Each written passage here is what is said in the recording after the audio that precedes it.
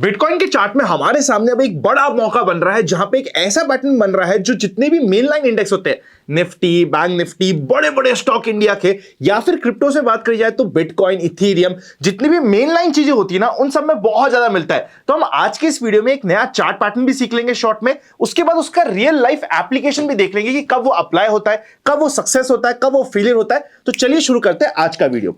जो पैटर्न मुझे आपको सबसे पहले दिखाना है उसे हम कहते हैं फ्लैग एंड पोल पैटर्न। उसमें क्या होता है, सबसे पहले मार्केट बढ़ता है, फिर उसका एक नीचे एक छोटे से लेवल पे कंसोलिडेशन होता है, और फिर उसका जब ब्रेकआउट होता है तो एक बड़ा मूव आता है। इसके बनने के कुछ अलग अलग पैटर्न हो सकते हैं। सबसे पहले मैं अभी बुलिश की बात कर रहा हूं, बिकॉज आज के सिनेरियो में हमारे सामने मेजर जो सिचुएशन आ रही है वो बुलिश आ रही है। देखिए, बुलिश आने के लिए सबसे पहला होता है कि प्री ट्रेंड क्या है।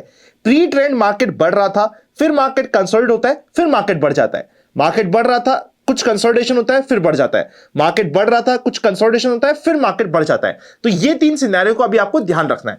अब हमारे सिचुएशन में क्या हो रहा था, सबसे पहला प्री रिक्विजिट होता है कि मार्केट बढ़ रहा हो, तो यहां पे मार्केट बढ़ रहा था। अब यहां पे मार्केट वापस से पोल बना रहा है। इससे पहले चेकआउट करोगे तो क्या हुआ था, ये मार्केट बढ़ रहा था, ये एक फ्लैग बना, फ्लैग का ब्रेकआउट हुआ, मूव मिला। अब वापस से एक फ्लैग बन चुका है, उसका पोल बन रहा है। अगर इस पोल का ऊपर के लेवल में ब्रेकआउट होता है तो ऊपर का मूव हम कितना देखते हैं, जितना इसकी पोल की लेंथ थी उतना ही ऊपर का आपको यहां पे टारगेट रहता है। यूजुअली नीचे का रहता है स्टॉप लॉस। बट पिछली बार भी अगर आपको ध्यान हो तो मैंने आपको कहा था कि हमारा अगर इस फ्लैट बेस का ब्रेकआउट होगा तो मैं यहां पे ब्रेकआउट पे ट्रेड तो करूंगा, पर स्टॉप लॉस 10 EMA की लाइन पे लगा दूंगा, बिकॉज मुझे इस कंप्लीट सिचुएशन पे बड़ा ट्रेड में स्टॉप लॉस नहीं चाहिए। मतलब मुझे बड़ा स्टॉप लॉस नहीं रखना, इसलिए स्टॉप लॉस में थोड़ा छोटा रखूंगा। यहां पे रखा था फॉर एग्जांपल हमने लास्ट टाइम।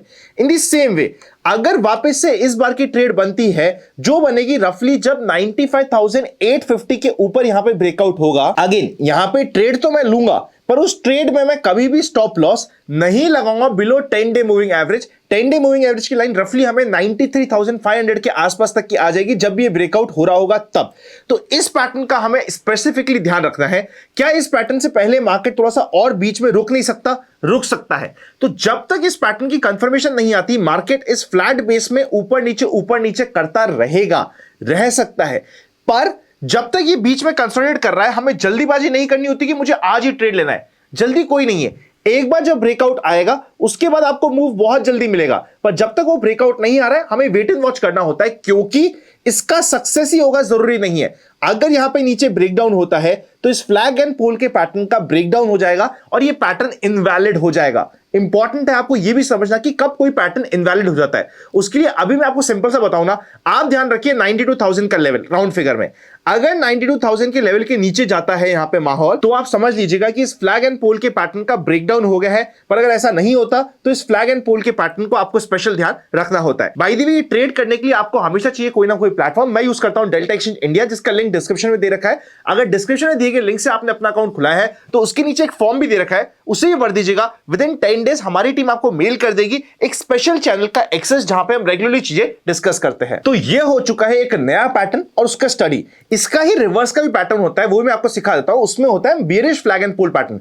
पर उससे पहले आपको अगर बेरिश पैटर्न चाहिए तो प्री रिक्विजिट है कि पहले मार्केट टूटे, फिर मार्केट थोड़ा सा बढ़े, चाहे वो ऐसे बढ़े चाहे वो ऐसे बढ़े, कोई फर्क नहीं पड़ रहा, फिर वापस से मार्केट टूटे, तो ये हम कंटिन्यूएशन पैटर्न में जाता है। तो ये काइंड ऑफ कंटिन्यूएशन पैटर्न होता है जहां पे मार्केट एक डायरेक्शन में होता है, फिर उसके अगेंस्ट के डायरेक्शन का रिट्रेसमेंट होता है, फिर वापस से इनिशियल डायरेक्शन को मार्केट वापस से पकड़ लेता है। अभी क्योंकि ये मार्केट का डायरेक्शन ऊपर का चल रहा है, इसलिए हम पॉजिटिव बात कर रहे हैं। ऊपर का डायरेक्शन, ये पोल बना, ब्रेकआउट हुआ, फिर ऊपर का डायरेक्शन, फिर ये पोल का फ्लैग बन रहा है। अब उसका ब्रेकआउट होगा या ये फेलियर हो जाएगा, उसके लिए हम वेट कर रहे हैं। आई होप ये छोटा बट इंपॉर्टेंट वीडियो में मजा आया होगा। वीडियो को लाइक कर दीजिएगा। Happy learning and I will see you very soon.